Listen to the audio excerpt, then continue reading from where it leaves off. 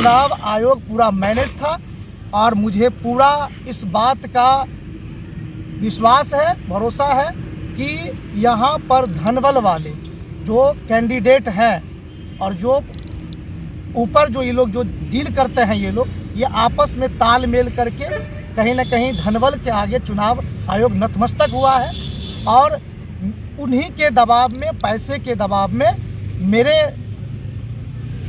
विरुद्ध ये षड्यंत्र किया है और मेरे चुनाव नॉमिनेशन को रद्द करने का कार्य किया है।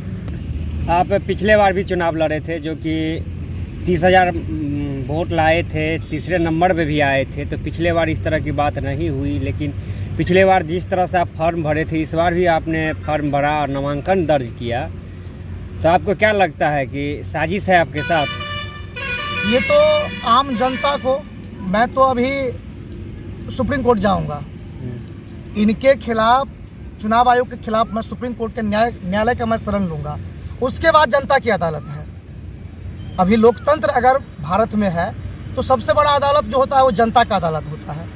रही बात मेरी पहली बार चुनाव लड़ने की, तो मैं जब पहली बार चुनाव लड़ा था तो सभी को पता नहीं था कि इनको कितना वोट आएगा, जनता में इनका क्या विश्वास होगा, जो जनता इन पर कितना विश्वास करेंगे। लेकिन मैं पहली बार वोट लाया तो यहाँ के दिग्गज नेता, जो मिथिलांचल के बड़े कद्दावर नेता, बड़े मंत्री कैबिनेट में हुआ करते थे, उनसे मैं अधिक वोट ले आया, उनसे अधिक वोट ले आया। उसके बाद से बहुत सारे लीडर, बहुत सारे पार्टी के लोग हम पे नज़र बनाए हुए था। और मैं इसी कारण से मैं यहाँ पर, इसलिए जब आप प्रेस के बंधुओं ने मुझे ये सवाल किया तो मैं आपको ये एक सफाई पेश कर देना चाहता हूँ कि मैं वेट कर रहा था। मुझे ये पूरा शंका और साजिश का डर था कि इतने बड़े बड़े लीडर हमारे खिलाफ कुछ न कुछ ऐसा करेंगे, इसलिए मैं एनआर भी नहीं जो मतलब समय पर कटवा पाया। मैं वेट में था, मैं 3 दिन गया एनआर कटवाने के लिए, मैं 3 दिन। अब एनआर कटाना एक बहुत ही आसान सहज प्रक्रिया है, आप 25,000 रुपया दीजिए, आपका एनआर काट दिया जाएगा। लेकिन वहाँ पर हम जाते हैं तो मतलब कभी खाना खाने के लिए, कभी पेशाब करने के लिए, कभी पैखाना करने के लिए मैं पहुँचता हूँ। कोई ऐसा आदमी वहाँ पर डिप्यूट था जो कहीं ना कहीं उनको इंडिकेट कर रहा था कि मतलब इनका एनआर नहीं काटना है, इनको चुनाव लड़ने से बाधित किया जाए।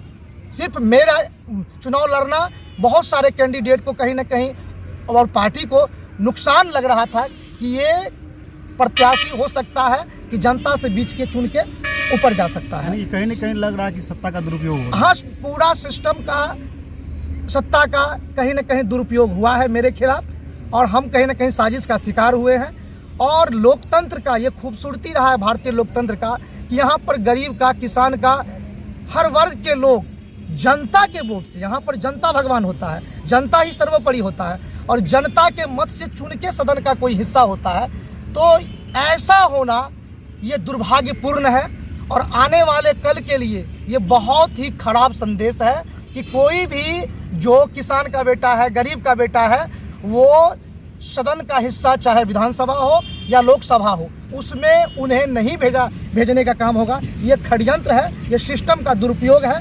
उन लोगों के द्वारा मतलब एक परिपाटी चला दी गई है, उन लोगों के द्वारा एक परिपाटी चला दी गई है कि वो ऑप्शन ही आपके जनता के बीच में ऐसे लोग को देगा। आप आंख उठाकर देख लीजिए कि झंझारपुर में कैसे लोग ऑप्शन के रूप में आपके पास है, मतलब ऑप्शन ही ABCD और तीनों एक ही खेमा के लोग हैं।